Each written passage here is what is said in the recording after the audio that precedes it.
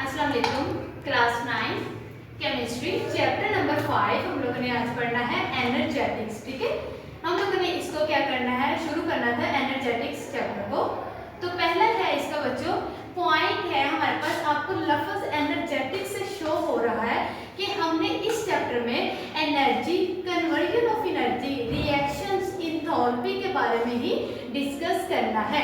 तो हमें सबसे पहले एनर्जी का पता होना चाहिए कि एनर्जी जो है वो एग्जिस्ट करती है डिफरेंट फॉर्म में।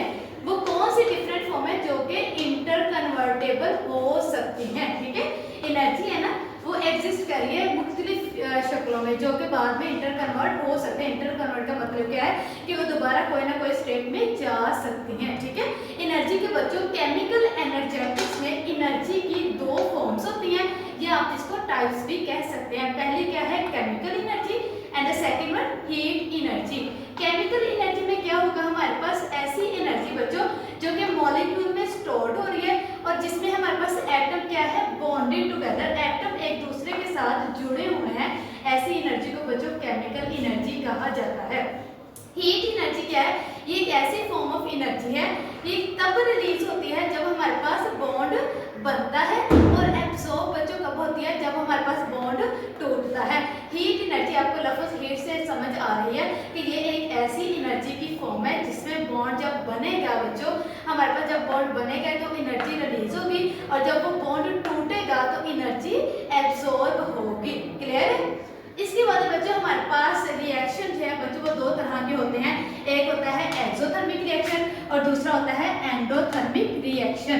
एक्सोथर्मिक का बच्चों मतलब है कि एक ऐसा रिएक्शन जिसमें हमारे पास रिलीज हो रही है हीट। ठीक है, इफ रिएक्शन इज अकम्पेन्ड, कहते हैं कि अगर एक रिएक्शन बच्चों करवाया जाए और अगर उस रिएक्शन में एवोल्यूशन हो जाए, मतलब कि रिलीज हो जाए हीट का, तो उस रिएक्शन को बच्चों एक्सोथर्मिक रिएक्शन कहा जाता है। फॉर एग्जांपल मैंने यहाँ एक रिएक्शन लिखा है बच्चों, दो हाइड्रोजन के मॉलिक्यूल लिए हैं, एक ऑक्सीजन का मॉलिक्यूल लिया है, इन दोनों का मैंने रिएक्ट करवाया है, तो हमारे पास क्या बना है, वाटर बना है। दो मॉलिक्यूल किसके बने हैं, वाटर के बने हैं, और एनर्जी कितनी रिलीज हुई है 571.6 किलो जूल। ठीक है, ये हमारे पास क्या है, जो एनर्जी रिलीज हुई है ये हमें बताती है कि ये रिएक्शन क्या है, एक्सोथर्मिक रिएक्शन है। और बच्चों एक्सोथर्मिक रिएक्शन को हमेशा नेगेटिव साइन से रिप्रेजेंट करते हैं। क्लियर है? नेक्स्ट है बच्चों एंडोथर्मिक रिएक्शन। एंडोथर्मिक रिएक्शन में क्या होता है कि अगर हमारे पास हीट एब्सॉर्ब हो जाए, एक हम लोग रिएक्शन करवा रहे हैं, अगर उसमें क्या हो हीट एब्सॉर्ब हो जाए तो ऐसे रिएक्शन को बच्चों एंडोथर्मिक रिएक्शन कहते हैं। ठीक है, और इसका बच्चों पॉजिटिव साइन से रिप्रेजेंट होता है।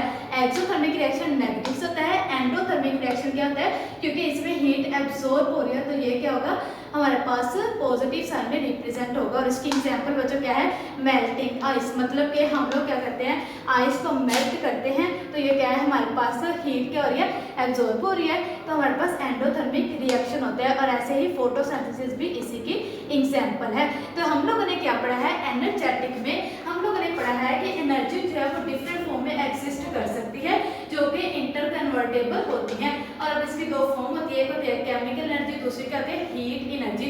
और बच्चों ऐसे ही रिएक्शन की भी दो टाइप्स होती है, एक होता है एक्सोथर्मिक और दूसरा कहते हैं एंडोथर्मिक रिएक्शन।